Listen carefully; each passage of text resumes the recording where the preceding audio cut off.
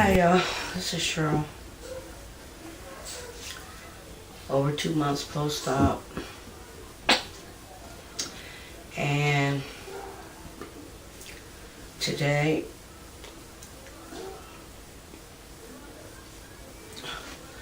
was a day from hell.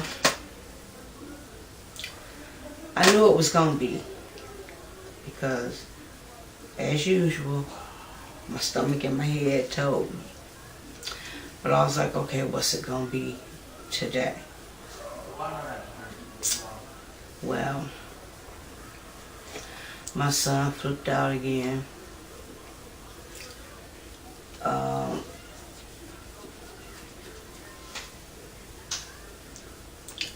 Then excuse me. My friend Lou ended up in the hospital with a back issue.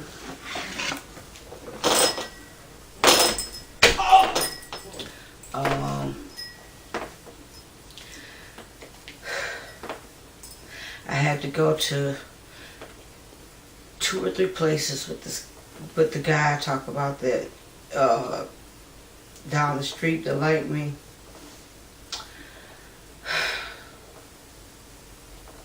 So, to get stuff to fix my son's bike so he can take his ass to school. And he had called his uncle trying to tell on me, and it all backfired on him. And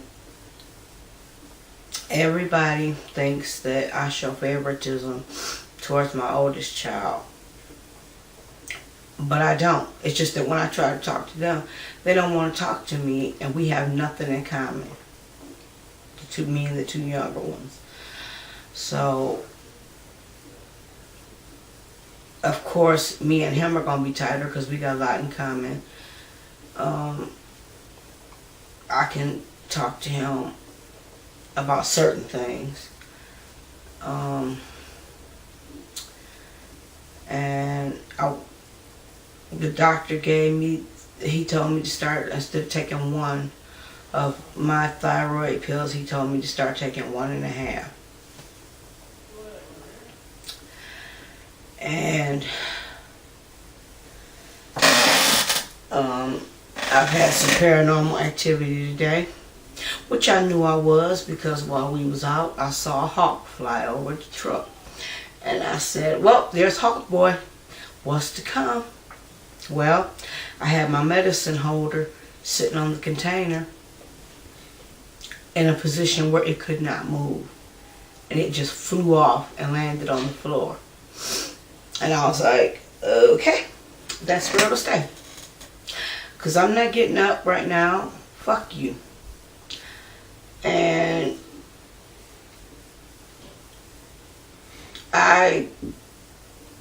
whatever this entity is, I talk back to it.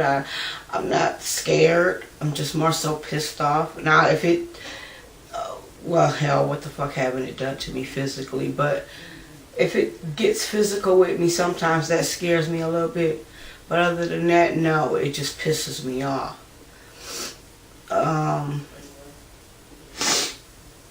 I've been followed by this thing since I was 2 years old.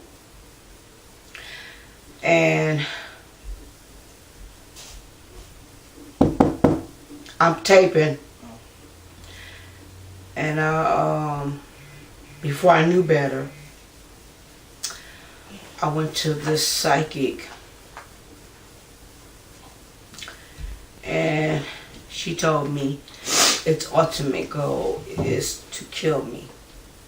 Well, that ain't gonna happen, because God ain't gonna let it happen. It's tried. I've been robbed. I've been stabbed. I mean, what the hell? I've been ran over by a car, but he haven't succeeded yet. And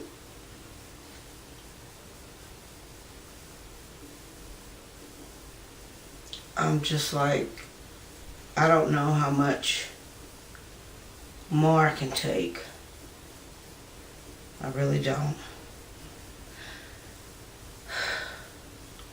I'm just so tired of the flare-ups and the since I guess Joshua wasn't here, he wanted to start on our mind, and I'm like, oh hell no. And so Joshua's going over to his little friend's house tomorrow. That takes some of the tension out the house. Not on his part, but on the other boy's part, the middle child, Dante. If he ain't here, he can't fuck with him. Because I do not want them fighting. That is the last thing I want. Because I'm going to have to hurt somebody to separate them. And I might get hurt. Who knows? And it just gets so nerve-wracking. And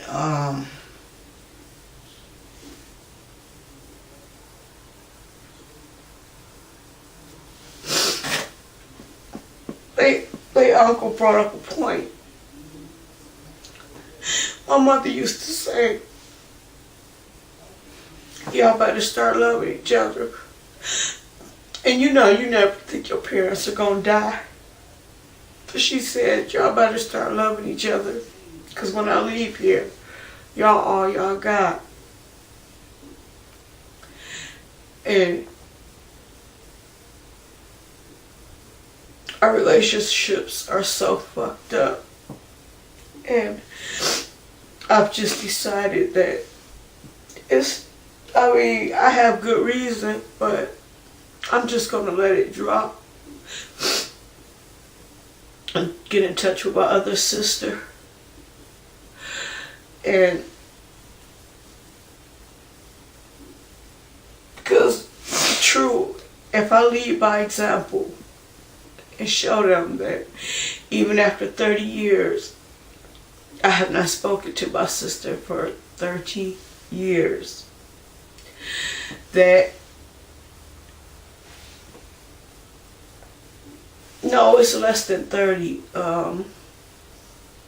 It was in 94, not 84. So since 94, I haven't spoken to her except, no, she wasn't even, I don't even know if she was at the funeral of the baby that passed that got me back to know where my for my family to know where I was at. I don't remember that day too clearly. I just remember being so fucked up that a baby in my family had died. But I want them to stop this, and I want them to get along, and I want them to love each other, because with my health, I could be out of here tomorrow, and where would they be? Not liking each other, not getting along.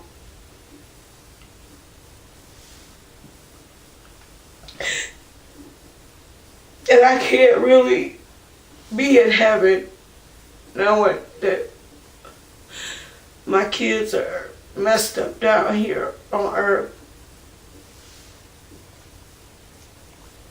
So I just want everybody to get along. I'm tired of all the fighting. I'm tired of all the bickering.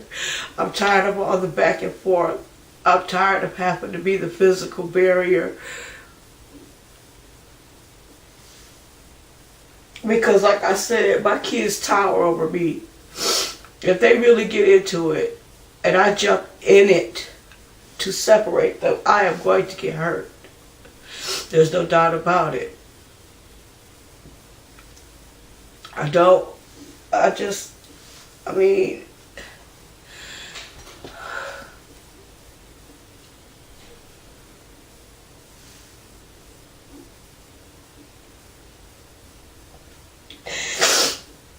I just want some peace. I just want to know that I can go to the store and not come back to a bloodbath. I want to know that I can do stuff and they be okay together. But right now it's not like that. I have to find so many creative ways to keep them separated. It's crazy.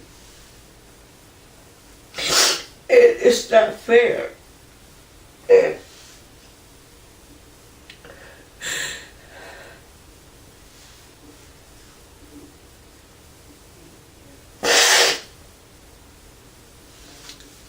I do still love my sister. I always have, but we just, I mean, when she, I might as well not even bring it up because I'm trying to let it go.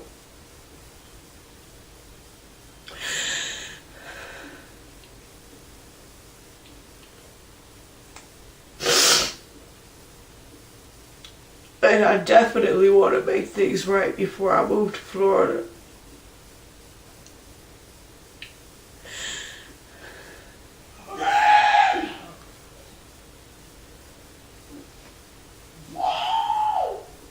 Dante! Dante! I'm taping!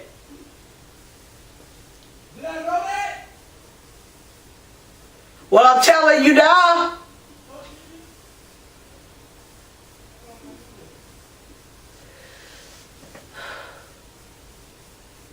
There was another episode. All he had to do was say okay.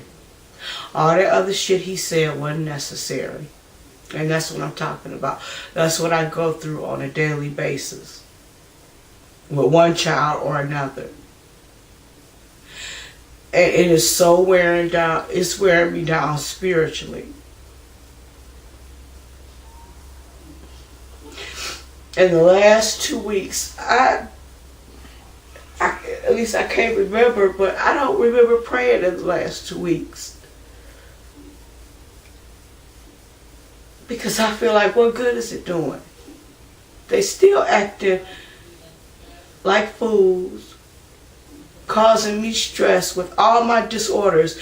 That's the first thing on the doctor's list. Avoid as much stress as you can, because stress is going to make your disorder accelerate, and you're going to be out of here faster. Do they give a fuck? No. But I give a fuck, because I'm not ready to die.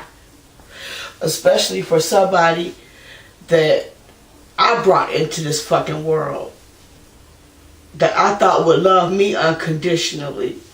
Boy, our parents fucking stupid. Because I could have did without kids. But my man was treating me so bad. I wanted somebody that would love me unconditionally. I figure if you come from my womb, what better combination is there? Of course you're going to love me unconditionally. Shit. All they doing is making my life a living hell. And I'm so tired of it. And I didn't tape yesterday because I was at the brink again. I felt suicidal again. And I still haven't made my appointment with my counselor, trying to get their shit together. But they don't appreciate that. And Joshua called himself being slick because my doctor told him, watch her when she start going there. And I just finally told him, Joshua, you can go to bed. I'm not going to kill myself.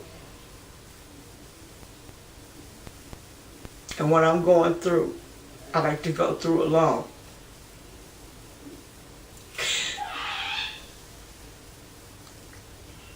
So, he's still acting stupid, still trying to be irritating. He's trying to start something with Joshua through me, and I'm not about to let it happen.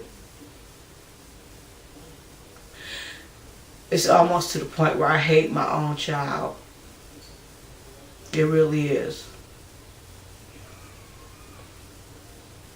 I'm as close as you can come. And I'll just be glad when he gets 18 and can get the fuck out of my life. And I don't care if I ever see him again. I really don't. I don't care.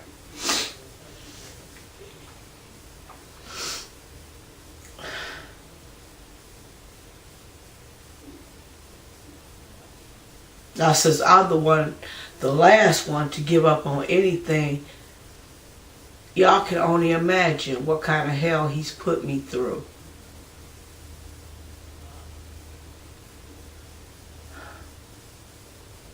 Although that might have been the other one. Because they get together and try and start shit. after they was just finna kill each other this morning. Now they in there like freaking frack.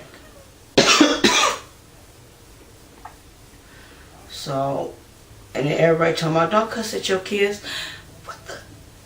You know what? I'm not even going there. I'm not even going there. Because I'm so fucking sick of people talking what the fuck they don't know. If you not me, you're not living my life. Shut the fuck up. Because you don't know what I'm going through.